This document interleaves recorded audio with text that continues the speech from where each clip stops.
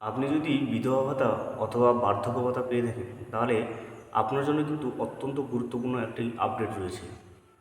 যারা বিধবা ভাতা এবং বার্ধক্য ভাতা প্রতি বছর প্রতি মাসে কিন্তু পেয়ে থাকেন 1,000 টাকা করে, তাদের জন্য কিন্তু প্রতি বছরের মতো শুরু হলো অ্যানুয়াল ভেরিফিকেশন প্রক্রিয়া। অর্থাৎ বাৎসরিকভাবে যে ডকুমেন্ট যাচাইকরণ প্রক্রিয়া শুরু হয়ে থাকে স্থানীয়ভাবে, সেটা কিন্তু শুরু হয়ে গেছে। এই অ্যানুয়াল ভেরিফিকেশান প্রক্রিয়াটা কি, এখানে আপনি কি কি ডকুমেন্টস জমা দেবেন, কোথায় জমা দেবেন, অথবা এই ডকুমেন্টগুলো যদি আপনি এই অ্যানুয়াল ভেরিফিকেশান প্রক্রিয়াতে আপনি জমা না দেন তাহলে কি হবে, সেই সমস্ত বিষয়ের তথ্যটা কিন্তু আমরা আজকের এই ভিডিওতে কিন্তু দেখে নেব। ভিডিওটি শুরু করার আগে ছোট্ট একটা অনুরোধ, যদি চ্যানেলে নতুন হয়ে থাকেন অবশ্যই চ্যানেলটি সাবস্ক্রাইব করবেন এবং নোটিফিকেশানটা অল করে রাখবেন এই ধরনের সমস্ত আপডেট কিন্তু সবার আগে পাওয়ার জন্য।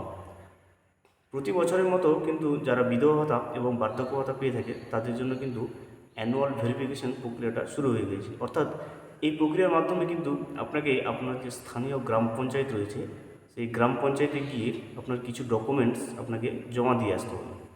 দেখুন, এই সমস্ত প্রক্রিয়া, এই ডকুমেন্ট যাচাইকরণ শুরু করা হয়েছে কিছু নিরাপত্তার দিক বিবেচনা করে। দেখা গেছে যিনি পেনশন পাচ্ছে তিনি অনেক আগেই মারা গেছেন, অথচ তার পেনশন কিন্তু চালু রয়েছে, অথবা পেনশন সঠিক জায়গায় পৌঁছাচ্ছে কিনা এই সমস্ত বিষয় কিন্তু নিশ্চিত করার জন্য সরকার থেকে কিন্তু এই অ্যানুয়াল ভেরিফিকেশান যে প্রক্রিয়াটা সেটা কিন্তু শুরু করা হয়েছে। অ্যানুয়াল ভেরিফিকেশান প্রক্রিয়া দিয়ে আপনাকে কিন্তু আপনার স্থানীয় যে গ্রাম পঞ্চায়েত রয়েছে সেই গ্রাম পঞ্চায়েতে গিয়ে আপনাকে আপনার কিছু ডকুমেন্টস নিয়ে যেতে হবে। সেই সমস্ত ডকুমেন্টস কিন্তু আপনাকে গ্রাম পঞ্চায়েতে গিয়ে জমা দিয়ে আপনাকে সিগনেচার করে আসতে হবে। কী কী ডকুমেন্টস দেবেন, দেখুন, আপনার আধার কার্ড নিয়ে যাবেন, আধার কার্ডের জেরক্স, আপনার ভোটার কার্ডের জেরক্স, প্যান কার্ডের জেরক্স, রেশন কার্ডের জেরক্স, আপনার যে ব্যাংকে পেনশনের টাকা ঢোকে সেই ব্যাংকটার যে পাসবুক আছে পাসবইয়ের জেরক্স, এবং 1 কপি রঙিন পাসপোর্ট সাইজের ফটো নিয়ে কিন্তু আপনাকে আপনার যে স্থানীয় গ্রাম পঞ্চায়েতে জমা দিয়ে আসতে হবে এবং সিগনেচার করে আসতে হবে।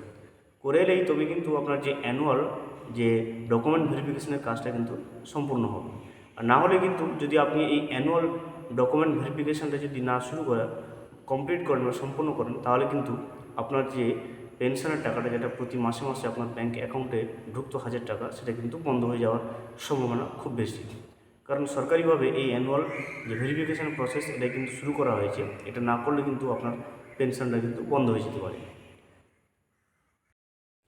এই মুহূর্তে আমি স্ক্রিনে কিন্তু একটা স্ক্রিনশট দিয়ে রাখবো।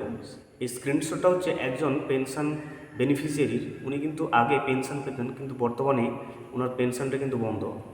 ওনার স্ট্যাটাসটা কিন্তু আপনি দেখতে পাবেন, দেখুন, পোস্ট ডিসকন্টিনিউড, এবং যে কারণে বন্ধ করা হয়েছে সে কারণটা দেখুন ডেট, অথচ উনি কিন্তু বেঁচে রয়েছে।